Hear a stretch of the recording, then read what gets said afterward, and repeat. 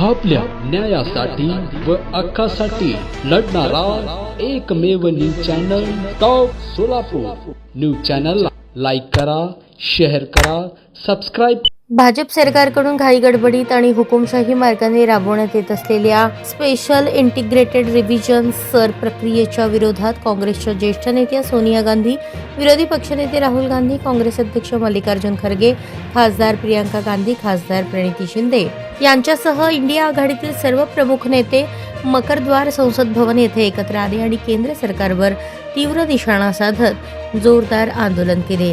यावेळी सर वापस low, sir पर चर्चा करो, प्रधानमंत्री संसद में आओ, तानाशाही नहीं चलेगी अशा जोरजोरात घोषणाबाजी करण्यात आली।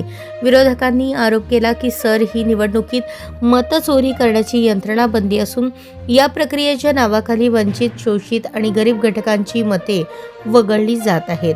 लोकशाहीला घातक ठरणाऱ्या या कार्यपद्धतीद्वारे निवडणुकीचा उघडपणे गैरवापर होत असल्याचे विरोधकांचे म्हणणे आहे। सरच्या माध्यमातून लोकशाहीचा विनाश केला जात आहे, नागरिकांचे हक्क हिरावले जात आहेत। ही हुकुमशाही आम्ही कधीही सहन करणार नाही।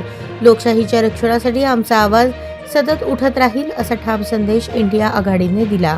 संसद परिसरात झालेल्या या व्यापक आंदोलनाद्वारे इंडिया आघाडीने स्पष्ट केले की सर प्रक्रिया तत्काळ थांबवून देशातील मतदारांचे हक्क अबाधित राहतील याची खात्री करण्यासाठी ते निर्णायक लढा देणार आहेत।